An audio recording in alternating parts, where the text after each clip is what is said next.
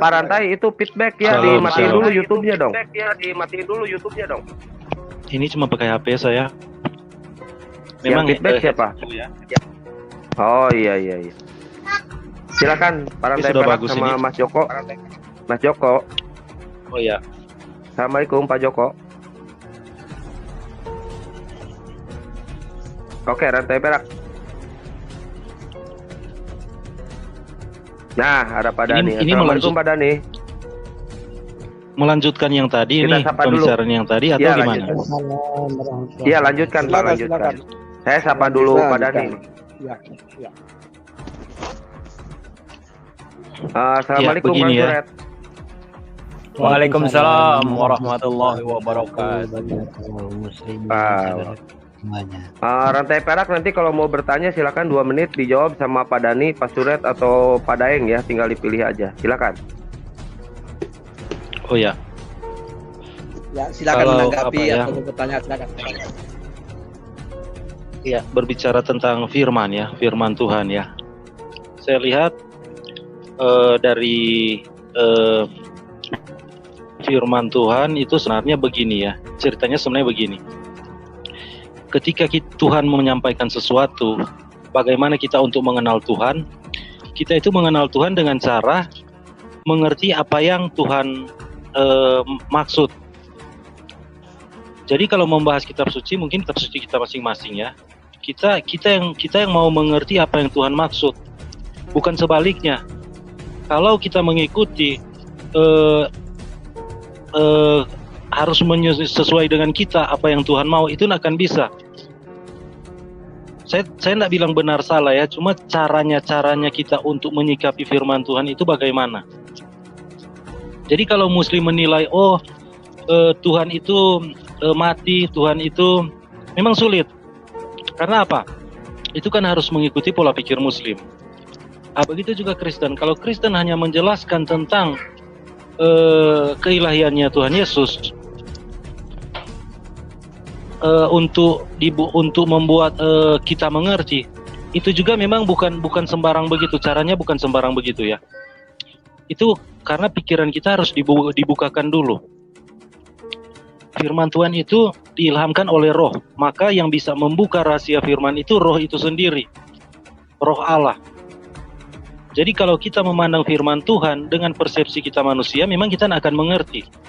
Begitu juga kita menjelaskan kepada orang dengan punya persepsi manusia, itu tidak akan bisa. Jadi firman Tuhan itu hanya bisa dibuat mengerti oleh Roh, dan memang untuk penerimaan itu, orang yang harus menerima itu harus menerima dalam Roh. Makanya dikatakan kan tadi saya dengar pembicaraan Tuhan Yesus kan bilang, kamu tidak mengenal apa yang kamu sembah, kami mengenal apa yang kami sembah. Baru di situ ada ceritanya begini. Oke, selesai. Udah akan datang waktunya. Tunggu ya. Saya jelas. Udah, ya, makanya dipersingkat. Pertanyaannya sih dipersingkat. Ini tidak bisa dipersingkat karena orang Kristen sendiri sebenarnya sulit. Tidak semua orang Kristen itu bisa memahami firman Tuhan. Makanya tuh di situ kan Tuhan Yesus berkata begini. Tuhan Yesus kan berkata begini. Akan datang waktunya kamu menyembah dalam roh dan kebenaran. Nah, itu yang paling pentingnya di situ itu, menyembah dalam roh dan kebenaran. Mungkin itu. Terima kasih. Lanjut. Oke. Silakan yang mau jawab Pak Dani atau Pak Suret. Nah, ini kok moderator yang dimut dulu ya. Boleh, saya duluan.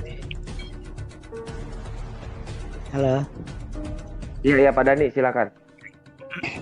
Jadi sebagaimana yang disampaikan oleh teman-teman kita yang Kristen tadi, bagaimana kita mengasihi Tuhan. Nah, di situ kita harus memiliki pertama pemikiran kita, akal kita. Kita mengasihi Tuhan itu otomatis sesuai dengan keinginannya, mengikuti apa yang diperintahkan dan apa yang dilarangnya. Itu cara kita sebagai hamba untuk mengasihi Tuhan kita. Kalau kita tidak tahu apa yang dikehendakinya, bagaimana kita cara untuk mengasihi Dia? Menjadi ambigu. Kalau kita sebagai hambanya, sebagai makhluknya, tidak mengetahui kehendaknya, bagaimana kita bisa mereka-reka mengarang-arang sesuai dengan keinginan kita?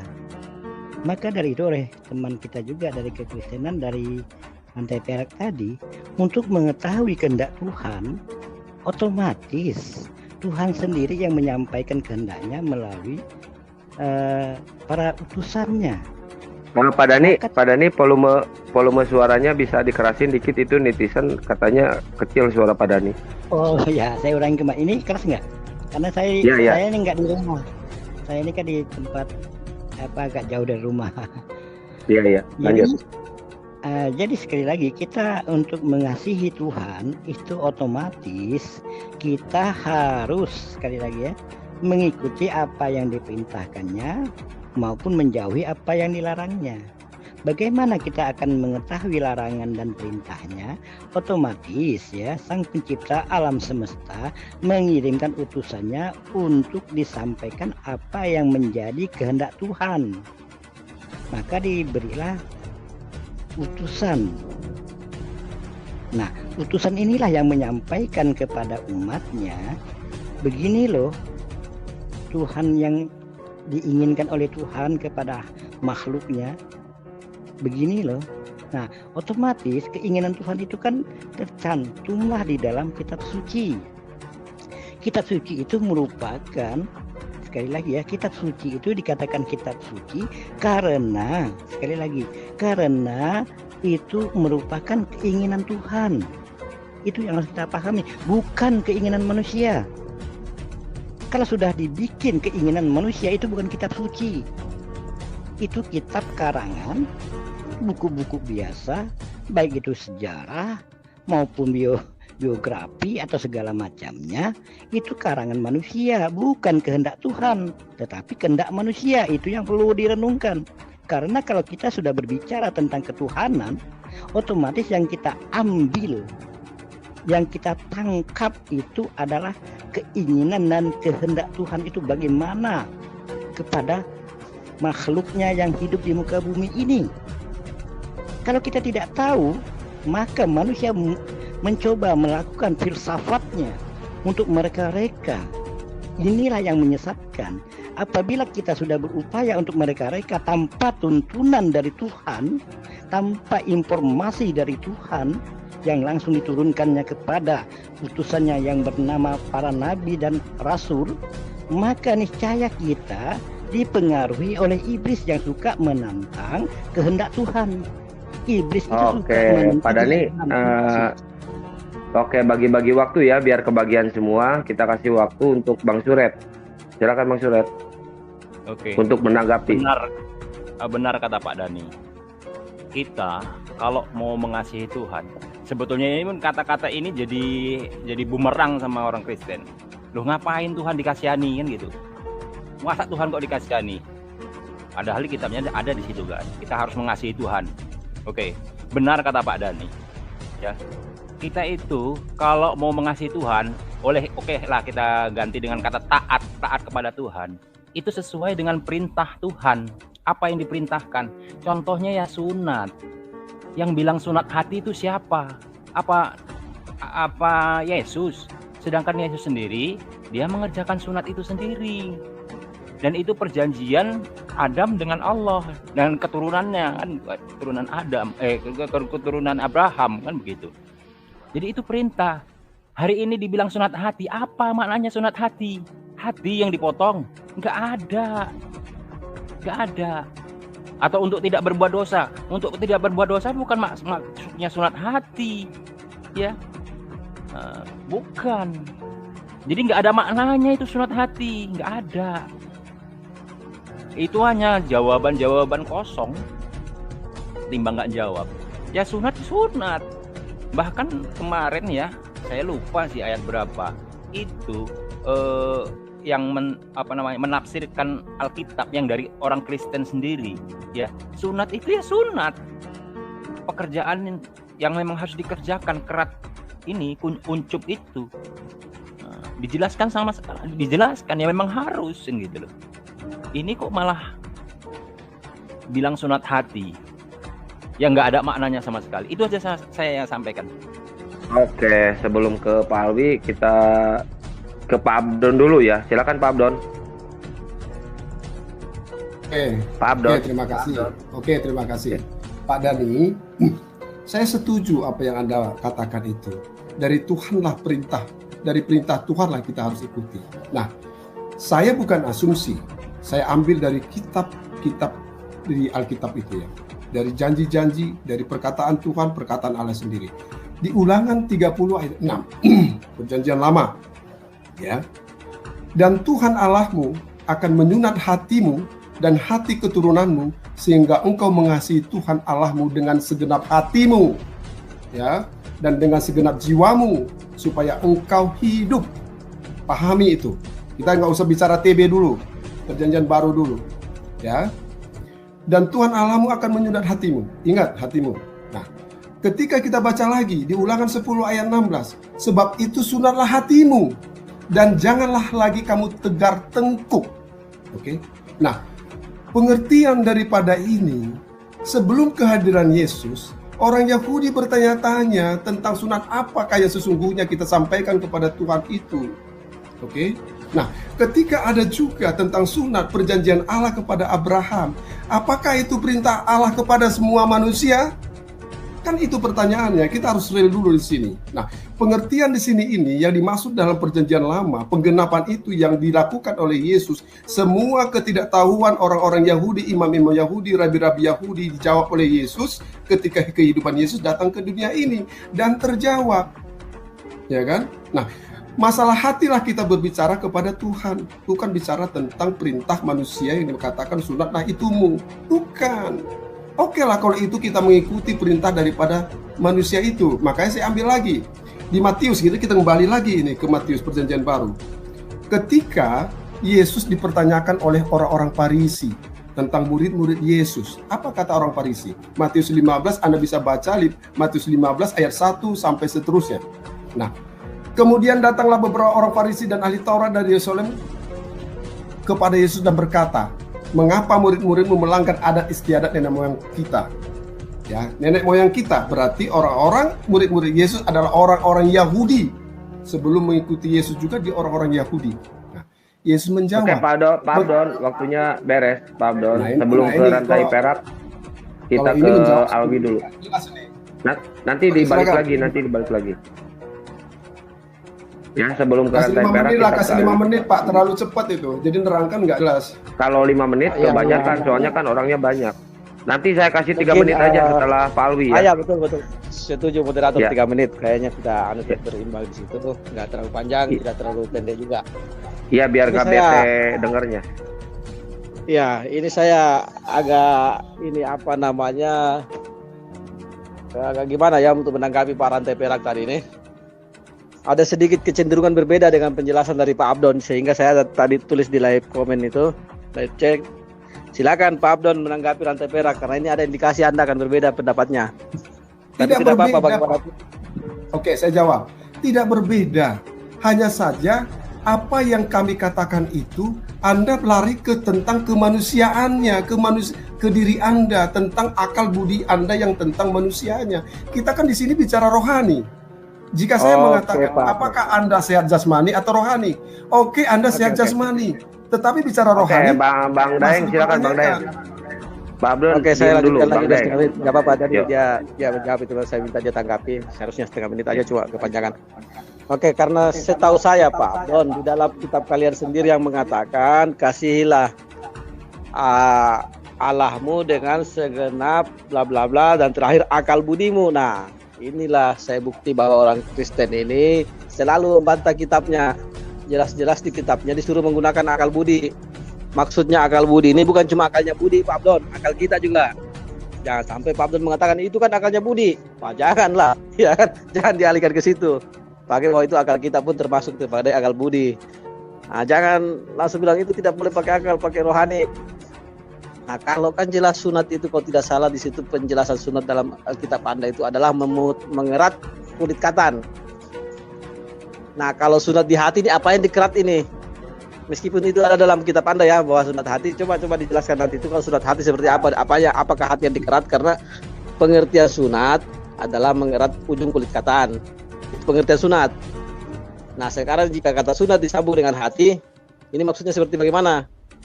Oke, saya jawab. Nah, sekali lagi saya ulangi, ya lanjut. Sebentar, Lanjut, jangan silakan. ke Pak Abdon dulu ya, kasih rantai perak Ya, dulu, ya. kasihan. Rantai perak Kasih silakan. moderator dari yang ngatur Pak Abdon, kita akan dapat giliran semua. Ya, shalom. Sebenarnya kalau saya mau lihat ini perbedaan-perbedaan tipis sekali ya. Pemahaman-pemahaman dari Islam, baik Islam, teman-teman Muslim maupun Kristen, sebenarnya perbedaan tipis sekali.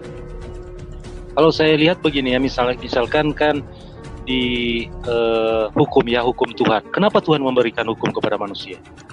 Intinya sebenarnya begini, Tuhan ini mau mengasihi Israel. Waktu itu dia di Mesir kan dia ditindas. Tuhan mendengarkan penindasan mereka, teriakan mereka. Jadi Tuhan ini mengasihi Israel. Baru ketika dibawa ke padang gurun itu, mereka maunya Tuhan kan mendengar kepada Tuhan karena Tuhan mengasihi mereka. Tapi karena Israel takut, Israel bangsa waktu itu mereka memang takut sekali Tuhan. Mereka takut melihat kehadiran Tuhan itu seperti apa. Mereka bilang, kasih saja perintah kepada mereka. Apa sebenarnya yang Tuhan mau, akan mereka jalankan. Di situ Tuhan memberi kepada mereka hukum kasih. Ke-10 hukum itu sebenarnya hukum kasih. Tujuan Tuhan karena Tuhan mengasihi umatnya, jadi dia kasih hukum-hukum yang mau mengasihi. Itu sebenarnya manusia yang minta. Bilang saja, kasih utusan apa yang Tuhan mau bilang, nanti kita akan taati. Itu saya bilang tegar tengkuknya manusia ya. Manusia minta hukum, tetapi menurut kekuatannya sendiri. Nah, ini yang terjadi akan bahaya, akan legalisme jadinya. Akhirnya mereka orang-orang agamawi itu tampil dengan pakaian-pakaian putih, itu seolah-olah mereka menaati hukum Taurat, mereka mengasihi Allah, mereka mengasihi manusia, padahal hatinya tidak. Karena apa? Mereka berusaha dengan kekuatan mereka sendiri, makanya tidak ada seorang pun yang bisa memang memenuhi keseluruhan hukum Taurat. Sebenarnya maksud Tuhan itu terima kasih itu dari Tuhan, diterima. Itu yang dibawa oleh Tuhan Yesus ketika Tuhan Yesus datang. Makanya kita bisa mengasihi Allah dan manusia kalau kita sudah dikasihi Allah dulu. Yang terjadi dalam kekristenan seperti itu. Makanya kekristenan mendoakan mereka yang menganiaya orang Kristen. Jadi orang Kristen sejati, contohnya itu dipraktikkan rasul-rasul kan langsung. Apa rasul-rasul mengutuk orang yang akan membunuh mereka? Tidak. Bahkan ketika mereka mati, mereka mendoakan orang-orang ini. Itu juga ditunjukkan oleh Tuhan Yesus di atas kayu salib. Ampunilah mereka karena mereka tidak tahu apa yang mereka buat. Jadi sebenarnya intinya cuma begitu, cuma beda tipis sekali sebenarnya. Kalau kita dari Muslim dan Kristen membahas beda tipis. Tapi hal beda tipis itu yang menjadi kunci penentu itu. Kita akan menjadi orang munafik kalau kita bilang kita mengasihi Allah, kita mengasihi manusia, padahal itu cuma di pakaian agamawi saja. Karena sebenarnya kita tidak hidup dalam kasih Allah. Makanya orang Kristen di dalam doa Tuhan Yesus di Yohanes 17 itu diajak untuk menjadi sempurna, menjadi satu. Tuhan Yesus bilang, sama seperti engkau mengasihi aku mengasihi mereka. Baru Tuhan Yesus bilang lagi, engkau mengasihi mereka sama seperti engkau mengasihi aku. Jadinya itu, intinya itu. Itu yang terjadi di Taman Eden. Hubungan kasih antara Allah dan manusia. Tetapi manusia kan dikasih pemahaman beda ya, ego untuk berkuasa. Makanya dia mendengarkan perintah iblis, jatuh di situ. Dia menjadi tidak mengasihi Allah. Mungkin begitu. Terima kasih teman-teman. Oke, Pak Rantai Perak. Sebelum ke Pak Suret, kita ke Pak Dani dulu ya. Silakan Pak Dani. Ya, terima kasih Pak Kian Santang. Jadi ada 2 poin yang saya tangkap tadi ya. Yang pertama adalah ya, sekali lagi ada 2 poin dari penjelasan teman-teman dari kekristenan. Apa itu 2 poin? Yang pertama adalah masalah bagaimana kita ya mengasihi Tuhan tadi kepada manusia ataupun aturan-aturan Tuhan tadi. Makanya saya katakan dari awal selalu saya sampaikan, setiap aturan Tuhan itu tujuannya untuk kebaikan manusia. Tidak ada Tuhan memberikan aturan untuk interupsi moderator, suara Pak Dani kayaknya netizen nggak dengar ini. Suara Pak Dani. Oke. Ini lagi. Iya, suara volumenya di apa Dani? Yang lain di mute ya, soalnya ada feedback nih. Silakan. Oke. Ada 2 poin yang saya tangkap, saya katakan. Pertama, Tuhan memberikan aturan pertama itu adalah untuk kebaikan manusia. Sekali lagi, untuk kebaikan manusia, supaya manusia punya keteraturan di dalam menjalani hidup ini. Itu tujuan utama daripada aturan Tuhan. Jadi aturan Tuhan, sekali lagi saya tegaskan, untuk kebaikan manusia. Tidak mungkin Tuhan ya memberikan aturan untuk menjerumuskan manusia, untuk menyengsarakan manusia. Nah, itu yang harus kita pahami.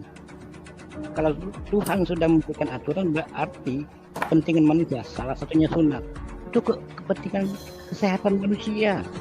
Makanya Tuhan berikan aturan itu supaya manusia melakukan sunat, kan begitu. Untuk kebersihannya, untuk kesehatannya, maka diwajibkan.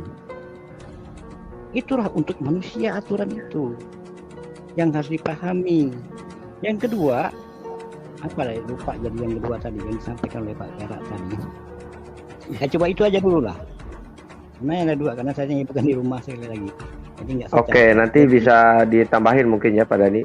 Sebelum ke Pak Abdon, kita ke Bang Suret dulu. Silakan Bang Suret di open mic. Bang Suret. Bang Suret. Oke. Tadi ke unmute lupa.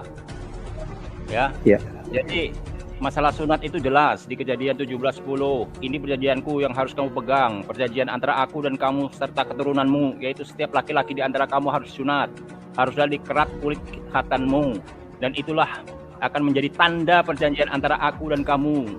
Dan keterangan lagi Roma 4:16-17. Karena itulah kebenaran berdasarkan iman supaya mereka supaya merupakan kasih karunia, sehingga janji itu berlaku bagi semua keturunan Abraham, bukan hanya bagi mereka yang hidup dari hukum Taurat, tapi juga bagi mereka yang hidup dari iman Abraham, sebab Abraham adalah bapak kita semua.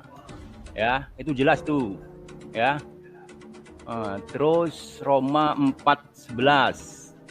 Ya, dan tanda sunat itu diterima sebagai materai kebenaran berdasarkan iman yang ditunjukkannya sebelum ia bersunat. Demikianlah ia ia dapat menjadi bapak semua orang percaya yang tak bersunat, supaya kebenaran diperhitungkan kepada mereka. Jadi jelas masalah sunat itu diterangkan sangat jelas. Sementara kalau sunat hati itu nggak ada keterangan bagaimana. Apa itu sunat hati, nggak ada. Walaupun ada tersebut tadi sama Abdul Sagala, apa itu sunat hati itu nggak ada. Sementara sunat itu jelas ya, bahkan perjanjian sebagai tanda iman. Itulah ya yang ada di kitab-kitab kalian. Jadi sebetulnya kalau kalian bilang sunat hati terus tidak sunat, itu Anda ini menolak dari kitab Anda sendiri. Ya itu terserah sih. Ya. Karena jelas gitu loh. Kalimat-kalimatnya itu jelas. Nggak ambigu, jelas dan jelas. Oke, itu aja dari saya. Oke, terima kasih Bang Suret. Sebelum ke Ustadz Alwi, kita ke Pak Abdon. Silakan Pak Abdon, 3 menit. Ya. Bapak selalu mengatakan tentang sunat hati tidak ada dijelaskan. Ini ya, di Yeremia 4 ayat 4. Perhatikan Pak. Sunatlah dirimu bagi Tuhan dan jauhkanlah kulit katan hatimu. Bukan kulit katan yang maaf ngomong punya kita laki-laki. Kita kan bicara rohani. Yeremia berapa? Yeremia 4 ayat 4. Yeremia 4 ayat 4. Sunatlah dirimu bagi Tuhan dan jauhkanlah kulit katan hatimu, hai orang Yehuda dan penduduk Yerusalem, supaya jangan murkaku mengamuk seperti api dan menyala-nyala dengan tidak ada yang memadamkan oleh karena perbuatan-perbuatan yang jahat. Jadi kita sunat, yang kita buang adalah perbuatan-perbuatan jahat yang mencokol di hatimu. Itulah yang disebutkan kulit katan hatimu Bapak. Bukan kulit katan maaf ngomong kemaluan kita. Dalam 10 perintah Allah juga tidak ada tertulis masalah sunat di situ. Yang disebut sunat hati itu adalah yang tertulis, yang dikatakan 10 perintah Allah itu. Hatimu yang dibicarakan di situ. Nah, apa yang disebutkan dalam 10 perintah Allah? Jangan ada padamu Allah lain di hadapanku, jangan membuat patung untuk disembah, jangan menjemput nama Tuhan, kuduskanlah hari Sabat, kuduskan hari Sabat, kuduskan hari ibadahmu ya. hormatilah orang tuamu, jangan membunuh, jangan berzina, jangan mencuri. Itu Pak yang dimaksud. Kalau Anda juga mengikuti seperti aturan-aturan yang dibuat oleh manusia itu, saya tidak mempermasalahkan Anda, tapi ketika perintah Tuhan itu datang, itulah sesungguhnya yang dimaksud oleh sunat, bukan sunat tubuhmu, hatimu. Bukan hati yang di dalam jiwa kita ini organ tubuh, Pak, bukan. Hatimu lah dalam pikiranmu yang keluar dari otakmu, aku mau membunuh, aku mau mencuri, itulah yang Anda akan buang. Oke? Itu bicara kita rohani. Kalau bicara jasmani katanya bersih, maaf ngomong Pak, yang tidak bersunat juga bersih. Kalau anak-anak diakil balik, iya oke. Sebelum terbuka itu celupnya itu, iya. Tapi kalau sudah dewasa sama Pak, seperti Anda. Ya, jangan Anda bilang kotor. Kalau bicara kotor, sekarang saya tanya, dalam tubuhmu itu Pak, tubuh kita manusia ini tai semua Pak. Apakah Anda bisa membersihkan? Kan begitu. Tapi kita bicara rohani adalah tentang Tuhan, adalah tentang hati kita yang bisa kita sampaikan kepada Tuhan, perbuatan kita. Itu Pak yang dimaksud di situ. Jadi bukan yang lainnya, jangan hanya Anda berpikir tentang tubuhmu saja, bukan. Hatimu lah yang diutamakan Bapak di sini tentang rohaninya. Begitu Pak. Oke, sebelum ke rantai perak kita ke Daeng Alwi dulu ya, untuk menanggapi. Pak Abdon di mute dulu, itu feedback. Oke, silakan Pak Alwi. Oke, terima kasih moderator. Saya senang ini berada di antara keduanya, ya kan, Pak Abdon dan rantai perak. Pertama saya mau menanggapi Pak rantai perak tadi biar gak lupa bahwa benar rantai perak kita itu tipis saja perbedaannya. Islam dan Kristen ini sangat tipis perbedaannya, cuma jelas. Meskipun tipis sekali perbedaannya, cuma sangat jelas. Perbedaannya ya kepada semua netizen di YouTube yang insya Allah mencapai jutaan penontonnya dari hari ke hari, didengarkan ini ya. Perbedaan kita antara Kristen dengan Islam itu tipis. Satu saja, kita orang Islam itu mengikuti apa yang diperintahkan dalam ajaran agama kami, agama kita ya. Kalau di Kristen tidak mengikuti, itu bedanya. Cuma kata tidak saja dengan mengikuti. Kami mengikuti, Kristen tidak mengikuti apa yang diperintahkan dalam kitab masing-masing. Jadi itu rantai perak, betul itu tipis, cuma jelas perbedaannya. Nah kepada Pak Abdon Sagala, setiap saya bertemu di beberapa kesempatan, ujung-ujungnya pasti lari ke sunat ini kita punya pembahasan. Kita mulai dari penyembahan, ini pasti berakhir dengan sunat. Tidak tahu kenapa Allah ya selalu mengarahkan begitu alur pembicaraan kita, karena memang ini sunat ini fundamental Pak. Sedangkan Yesus, orang yang Anda tuhankan aja disunat di hari ke-8. Ini suatu pertanda bahwa sunat ini suatu fundamental. Kalau Anda percaya bahwa apa yang terjadi pada Yesus adalah kehendak Allah Bapa di surga, berarti Allah Bapa menghendaki Yesus disunat. Berarti ada pelajaran yang fundamental di situ. Nah, ini sebagai pencerahan dan pembelajaran kepada semua juga yang non-muslim yang akan menonton di YouTube. Setelah mendengar ini, coba yang dewasa atau orang kecil masuk ke kamar mandi, coba kencing, pipis. Tanpa menarik kulupnya itu, coba perhatikan kencingnya lurus apa tidak. Setelah itu coba lagi dengan cara menarik kulupnya, pasti lurus itu. Inilah petunjuk sebenarnya filosofi. Nah, saya ajari filosofi ini, kita bahas tasawuf ini ya. Filosofi kepada umat Kristen, kenapa penting sunat itu? Karena sunat itu salah satu cara, salah satu filosofi untuk jalan yang lurus dulu. Karena kalau Anda tidak bersunat, kencing Anda tidak lurus. Gimana caranya mau menemukan jalan yang lurus? Jadi itu filosofi sunat Pak. Ini bukan masalah soal hati-hati, rohani-rohani. Karena kalau bicara rohani saja, bicara hati, mungkin Pak Abdon pun tidak akan berharap masuk surga secara fisik dan lain-lain. Tidak akan berharap mendapatkan kebaikan, cuma berharap rohani saja, ya silakan aja Pak. Kalau memang Anda yakin rohani akan masuk surga, kenapa tidak mati sekarang Pak? Ya kan, bunuh diri aja. Toh roh juga aku yang akan mengalami semuanya. Jasad tidak perlu. Bunuh diri aja sekarang Pak. Kalau memang Anda yakin cuma roh yang akan mengalami semuanya setelah mati, cuma perlu roh saja, cuma perlu roh. Untuk apa jasad ini kalau cuma roh yang diperlukan? Coba pastikan kebenaran di keyakinan Anda dengan apa yang Anda ucapkan. Kalau Anda meyakini itu, coba bunuh diri sekarang. Jangan bohong-bohong terus. Rohani, tidak perlu jasad. Bunuh diri sekarang kalau Anda yakin itu. Terima kasih, cukup Pak Daeng. Saya rasa cukup, udah 3 menit. Sebelum ke Pak Dani, kita ke rantai perak. Silakan.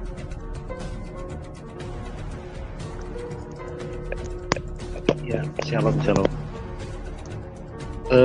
Saya rasa sudah semakin jelas ya. Teman Muslim sudah mulai memahami. Memang kita itu sebenarnya berbeda tipis. Cuman seperti yang saya bilang tadi ya, justru perbedaan tipis itu, ini kalau dari persepsi Kristen ya, justru perbedaan tipis itulah yang menentukan. Karena dari pandangan orang Kristen ada satu sisi rohaniah yang harus memang, karena Allah itu roh, makanya hubungan kita dengan Allah memang harus dilihat dari sisi rohani, bukan sisi jasmani. Jadi sebenarnya perbedaan tipis ini yang terjadi, yang selalu saya lihat, sebenarnya ketika Kristen membahas masalah rohani, sementara teman-teman Muslim lebih ke masalah lahiriah. Nah, itu kalau ketika Tuhan Yesus datang ke dunia itu, waktu dia menentang orang-orang agama, ahli-ahli Taurat dan orang Farisi, di Matius 23 itu kalau tidak salah, itu justru yang Tuhan Yesus sedang bicarakan. Itu di luar kamu seperti kuburan, di luar itu putih, tapi di dalamnya busuk itu, tulang belulang. Jadi seperti tampilan luar begitu, secara lahiriah saja. Kamu secara lahiriah memang benar, tetapi sebenarnya otak dan hatimu sebenarnya tidak benar, begitu maksudnya. Kasarnya seperti itu ya. Otak dan hatimu itu kotor, otak dan hatimu itu berdosa. Otak dan hatimu tidak mengasihi sesama manusia seperti mengasihi diri sendiri. Otak dan hatimu sebenarnya tidak mengasihi Allah, kamu mengasihi diri kamu sendiri, mementingkan diri sendiri. Jadi perbedaan tipis itu sebenarnya kalau dari kacamata Kristen, justru perbedaan tipis itu kuncinya. Bahwa sebenarnya kita menipu diri kita sendiri. Kita bilang kita mengasihi Allah dan manusia, seperti perintah Tuhan. Perintah Tuhan itu kasihilah Tuhan Allahmu kan, kasihilah sesama manusia seperti diri sendiri. Tetapi apa yang Tuhan Yesus katakan? Sebagaimana aku telah mengasihi kamu, demikian juga kamu harus saling mengasihi. Sebenarnya intinya di situ. Ketika kasih Tuhan ada di dalam kita, kasih Bapa ada di dalam kita sanggup mengasihi manusia sama seperti kita mengasihi diri sendiri. Jadi ketika kita lihat orang kasar kepada kita, orang berdosa kepada kita, di dalam pikiran kita yang ada begini, orang itu belum mengenal kasih Allah. Jadi kita doakan Tuhan, supaya Tuhan ini menjamah orang ini supaya dia mengenal kasih Allah. Jadi bukan kita jadi marah, oh dia marah dengan saya juga marah. Itu terjadi kepada orang agama. Coba kita perhatikan kalau orang-orang agamawi, orang ekstrim, itu singgung sedikit saja itu, langsung teriak-teriak itu bukan cuma ada di Muslim. Cuman yang nyata kebanyakan saya lihat orang-orang Muslim ya, banyak yang pakai pakaian putih tapi sebenarnya itu juga terjadi di kalangan pendeta. Makanya terlihat kan seperti cakar-cakaran begitu. Itu yang Tuhan Yesus bilang. Makanya Tuhan Yesus ingatkan supaya Tuhan Yesus bilang, Tuhan Yesus sudah peringatkan, orang berdosa, perempuan pesina, orang berdosa yang akan masuk surga daripada kamu. Itu intinya begitu. Karena mereka tidak mengerti apa yang Tuhan maksud. Itu seperti yang dilakukan Israel di padang gurun sama persis. Jadi sebenarnya itu karakter manusia ya. Karakter manusia memang selalu begitu. Dia ingin tampil terlihat putih di luar, tapi dalamnya tidak. Bukan itu yang Tuhan mau. Tuhan mau kita bersih dari dalam. Makanya di luar juga akan jadi bersih kalau kita ada bersih dari dalam. Mungkin begitu. Terima kasih teman-teman. Shalom, Tuhan Yesus memberkati. Sebelum ke Pak Suret, kita ke Pak Dani. Silakan Pak Dani menanggapi. Ya, terima kasih Bang Kian Santang, ya kan. Sebenarnya kita itu ingin mengetahui kebenaran itu. Pertama, yang namanya kebenaran itu tidak ada keraguan di dalam hati sanubari kita tentang ketuhanan. Itu selalu saya sampaikan. Coba kita renungkanlah ke dalam hati dan jiwa kita. Apakah yang kita yakini itu tentang Tuhan itu ada tidak terlintas, ya sekali lagi, terlintas keraguan. Kalau itu di dalam pemikiran kita, di dalam hati sanubari kita, di dalam jiwa kita, apabila terlintas ada keraguan tentang ketuhanan, perlu dipertanyakan, apakah ajarannya itu yang salah atau diri kita yang salah? Itu dulu kunci untuk mengetahui tentang Sang Pencipta alam semesta. Jadi kunci dari pancaran hati nurani. Kalau hati nurani sudah menyatakan ada keraguan tentang ketuhanan yang kita yakini, maka sekali lagi otomatis yang salah itu apakah hati kita atau pengajarannya yang salah itu bukan dari Tuhan. Kalau bukan dari Tuhan, otomatis sekali lagi pasti ada keraguan, pasti dan pasti. Tapi kalau dari Tuhan sudah menancapkan di dalam hati sanubarinya, niscaya tidak ada keraguan sedikit pun. Seujung kuku pun tidak akan ada keraguan, seujung rambut pun tidak akan pernah orang itu akan ada keraguannya. Terima kasih. Oke, terima kasih Pak Dhani. Nah, kalau kayak gini kan diskusinya terarah ya, tidak debat kusir ya. Sebelum ke Pak Abdon, kita ke Pak Sured. Silakan Pak Sured. Oke. Jadi apa yang disebutkan Bang Rantai Perak itu tadi, ya benar, bisa dibilang masalah hati, maruh itu nggak bisa kita tinggalkan, ya. Tetapi apakah Anda tidak melihat apa yang dikerjakan oleh Yesus, oleh Abraham? Apakah mereka melakukan sunat hati doang? Enggak. Apakah mereka juga sudah melakukan sunat kerat itu hatinya tidak disunat? Kalau dalam bahasa kalian itu sunat? Kan enggak. Mereka itu adalah orang-orang yang hatinya baik, ruhnya baik, tapi mereka juga melaksanakan secara jasmani. Kalau kita mengasihi Tuhan, oke lah, itu masalah ruhani, ya. Tapi perintah Tuhan itu kan harus kita laksanakan sebagai tanda kita mengasihi Tuhan. Apa kita kalau sedekah sama tetangga kita sedekah rohani? Kan enggak. Apakah kita ibadah kepada Tuhan itu rohaninya doang, sementara kita main-main, sementara kita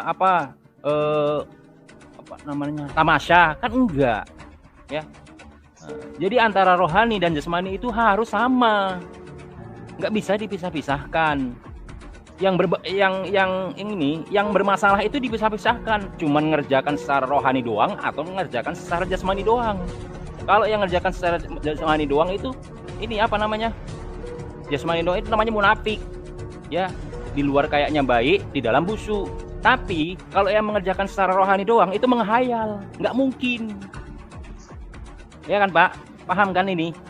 Nah, jadi kalau katanya anda itu mengikuti orang-orang dahulu, mengikuti Yesus, perintah-perintahnya, nggak mungkin dipisahkan antara rohani dan jasmaninya. Nah, begitu juga sunat gitu loh, dan itu fakta loh, dikerjakan loh sama Yesus, ya, sama sahabat-sahabatnya, pengikut-pengikutnya. Udah, saya segitu aja Pak Kian Santang. Oke, terima kasih. Sebelum ke Pak Daeng, kita ke Pak Abdon. Silakan Pak Abdon, 3 menit. Pak Abdon. Oke, terima kasih. Jadi saya mau luruskan dulu pendapat kawan tadi, kencing tidak lurus. Ya, Anda tahu tidak, bersunat tidak bersunat itu tidak ada bedanya, Bapak. Kenapa saya bilang tidak ada bedanya? Orang sudah dewasa, ya. Kalau kita waktu anak-anak, oke lah, sebelum kulub kita terbuka, itu ada kulit tipis, kita akui itu sama-sama, dan ada kotoran di sana. Tapi setelah dewasa, baik yang sunat dan tidak sunat, itu sama Pak, tidak ada kotoran Pak di sana. Kulubnya itu Pak, itu ke ujung Pak, palanya kelihatan. Oke? Jadi Bapak jangan berprasangka seperti itu. Alangkah kecilnya Anda berkawan, ya kan? Nah, jadi kita bicara Tuhan di sini. Nah, kalau kita ambil dari kisah-kisah para nabi yang disebut dengan ulangan-ulangan ini tadi, sebab itulah sunatlah hatimu dan jangan lagi kamu tengkar-tengkuk, di situ dikatakan. Nah, kalau bicara tentang Anda bicara tentang Abraham, di sini juga dikatakan tentang Abraham, ya. Di Roma 4 ayat 12 di situ disebut, ya, dan juga menjadi bapak-bapak orang bersunat, yaitu mereka yang bukan hanya bersunat, tetapi juga mengikuti jejak iman Abraham, bapa leluhur kita. Pada masa ia belum disunat, oke? Nah, pertanyaannya, ketika Abraham tidak disunat, apakah Anda tidak mengakui aturan-aturan yang disampaikan oleh perjanjian-perjanjian disampaikan oleh Abraham? Nah, kalau Anda mengakui hanya secara kemanusiaannya, berarti Abraham sebelum bersunat jangan Anda akui. Tapi itulah perintah manusia, Pak. Ya, itu perintah manusia. Nah, kalau kita bicara sunat, kita tuntun. Kita ini bicara perintah manusia atau perintah Allah. Ingat Pak, 10 perintah Allah yang disampaikan kepada Musa itu tidak ada kata sunat.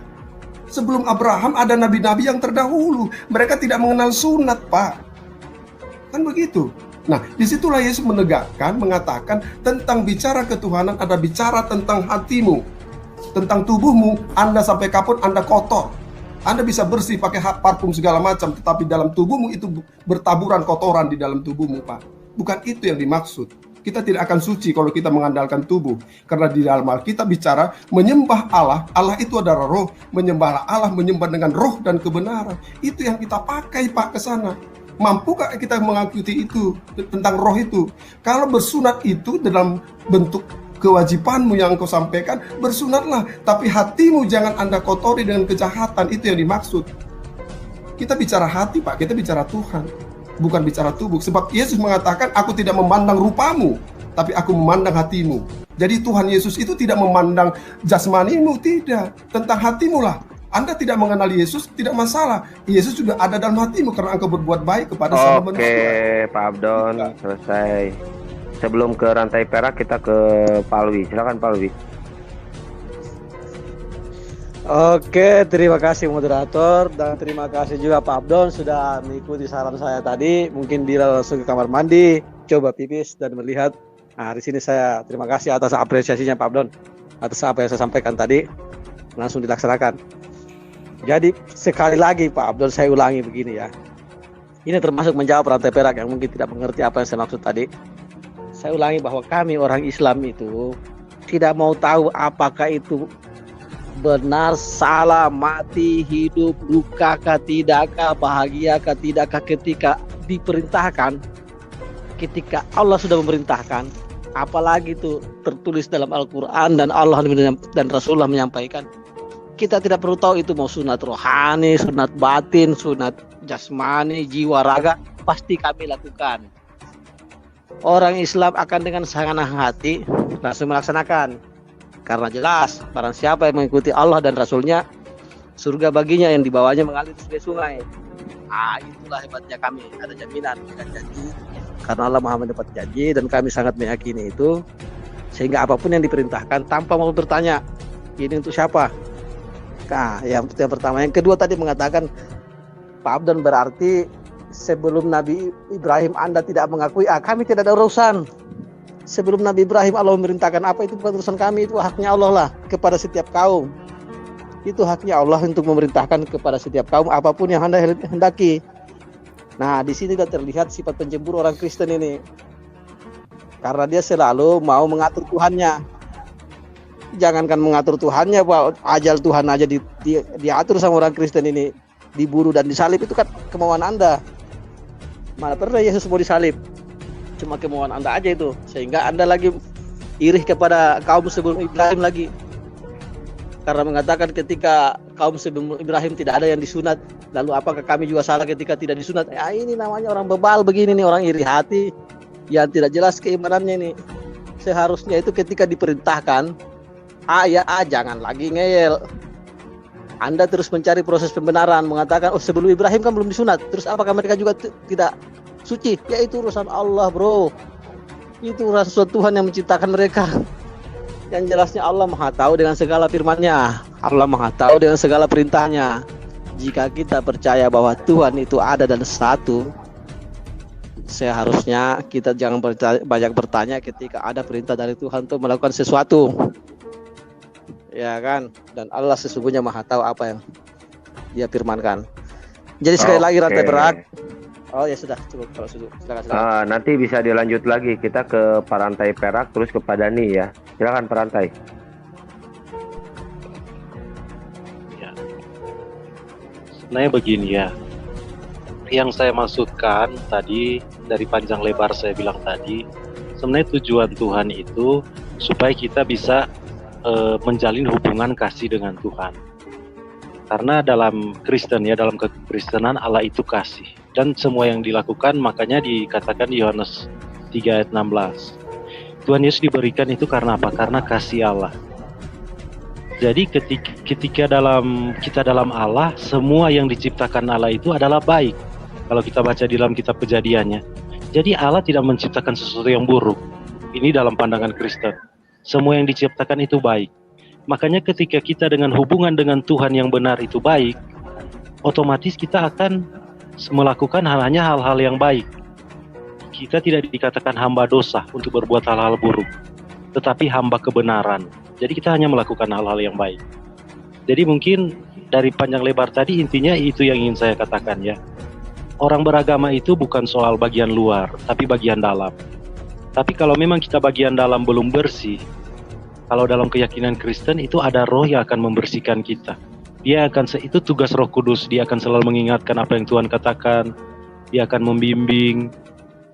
Jadi kalau mungkin kita masih bagian luar saja yang kita coba tampilkan baik, tapi dalamnya tidak, ya tujuan kita kan kepada Tuhan sama, Tuhan itu baik. Jadi kalau kita belum mungkin baik di dalam, ya setidaknya apa yang kita lakukan di luar itu baik. Ya mungkin definisinya kita dalam menyembah Tuhan yang benar, mungkin kalau menurut saya hanya begitu ya. Mungkin itu saja. Terima kasih teman-teman. Shalom. Tuhan Yesus memberkati kita semua. Silakan Pak Dhani untuk ditanggapi. Ya, terima kasih. Yang namanya manusia itu terdiri daripada jasmani dan rohani. Dua-duanya ini harus bersih. Jasmaninya bersih, rohaninya bersih. Jadi kalau hanya rohaninya saja yang bersih, berarti untuk apa Tuhan menciptakan aturan-aturan yang harus ditaati? Makanya jasmani juga harus seimbang. Jadi jasmani dan rohani harus berkesinambungan, bukan saling bertentangan ataupun bertolak belakang. Kalau ada ajaran yang jasmani dan rohani bertolak belakang, sekali lagi, pasti ajaran itu bukan dari Tuhan. Pasti itu merupakan filsafat pemikiran manusia yang ingin berupaya untuk mencari pembenaran terhadap kehendak manusia itu sendiri. Terima kasih. Oke, padat dan singkat ya. Silakan Bang Suret. Oke, kalau ini saya sampaikan di Yehezkiel 4:9 ya. Saya bacakan, oleh sebab itu beginilah firman Allah.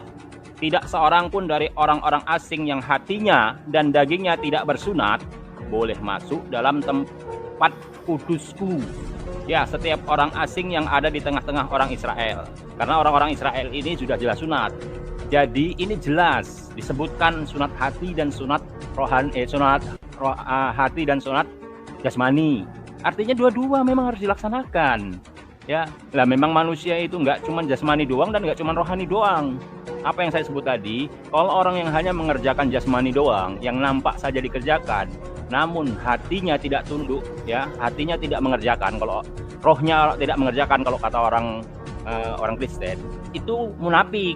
Tapi kalau hatinya doang yang disunat, itu menghayal, nggak ada, nggak bisa. Tapi jelas di sini disebutkan sunat hati dan sunat daging, ya, jelas, dan itulah yang dikerjakan oleh orang-orang Israel dan orang-orang Muslim, ya, sunat. Begitu Pak Abdon, itu kitab Anda loh. Sudah Pak Suret? Sudah. Oke, silakan Pak Abdon.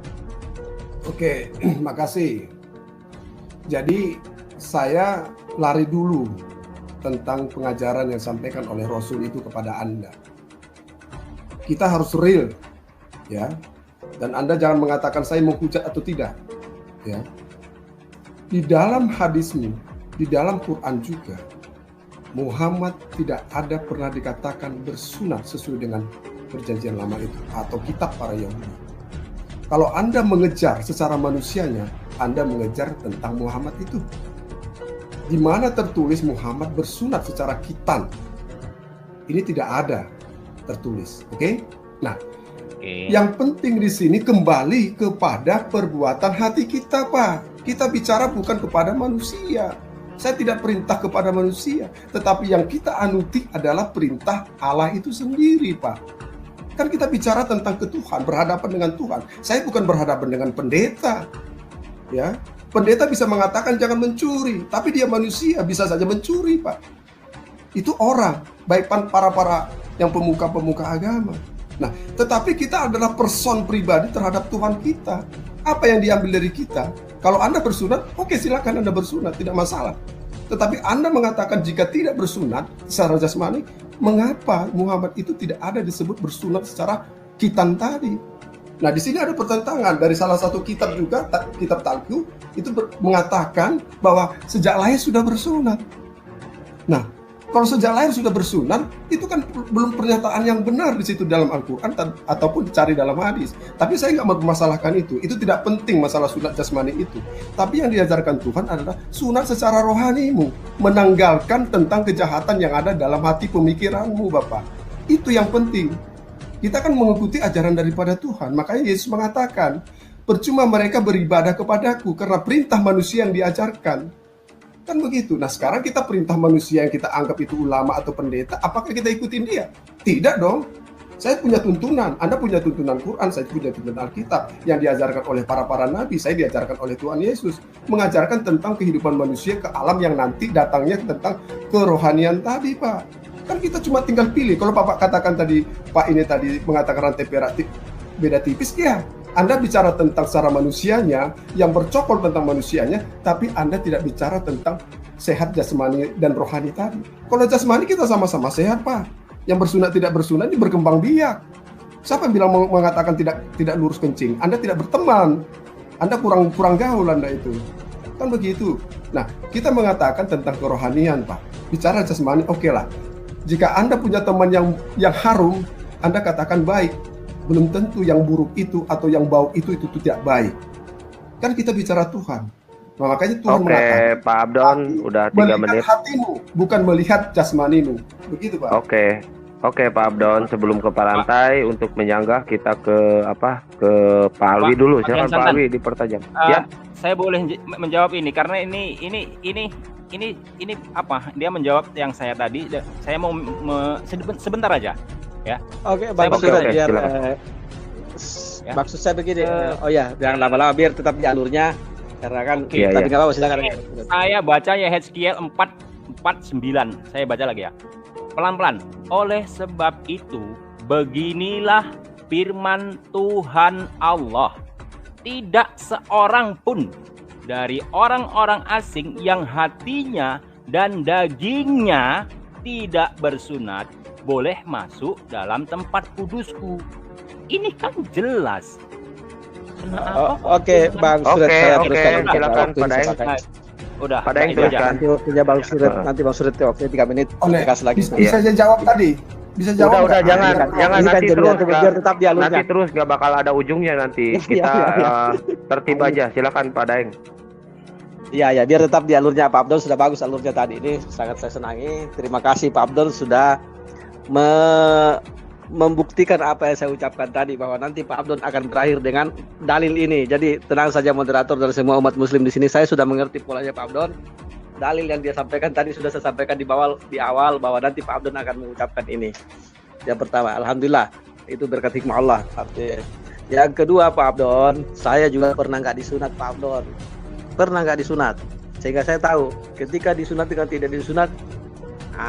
Itu ya. Pertama, saya hanya memandang dari sisi ilmiah. Nanti secara dalil Bang Surip yang akan jelaskan ke Anda mengenai kitab Anda itu. Yang kedua,